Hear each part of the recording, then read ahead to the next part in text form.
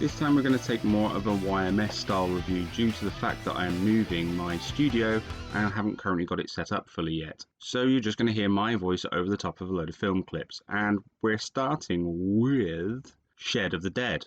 Needless to say, it was pretty terrible. If the title didn't make it obvious enough, this film is kind of taking the scenario from Shaun of the Dead and making it again for some reason. When I first seen it available on the streams, I thought I'd give it a go, given that it had Kane Hodder, Bill Moseley, and Michael Berryman. And IMDb actually give it 5.8 out of 10. Really, IMDb? Really? Anyway, I knew this film wasn't going to be fantastic, but I thought given that these guys were in it, it might be a bit of fun. Firstly, I don't really know how they got them in this film, because even they have some standards. Kane Hodder plays a gardening enthusiast who's got it in for our main character Trevor, and tries to get him kicked out of their allotment. Bill Moseley turns up when the shit hits the fan and everybody's turned into zombies, and he's actually a bit of a badass zombie killer. And Michael Berryman, well, he's just a bit of a pervert in this film, but turns into a zombie and starts eating people as well. Seems like everybody they picked for this film are actually terrible acting. Maybe with the exception of Spencer Brown, who plays Trevor, who is actually quite a funny character in this. But it's hard to enjoy anything he does actually bring to it when everything else around him is so ludicrous. The camera work is terrible, the editing is terrible, the sound is terrible, the music is terrible. And easily when I got to about the half an hour point, I was asking, why are we watching this? What is the point in having a Shaun of the Dead parody of Shaun of the Dead?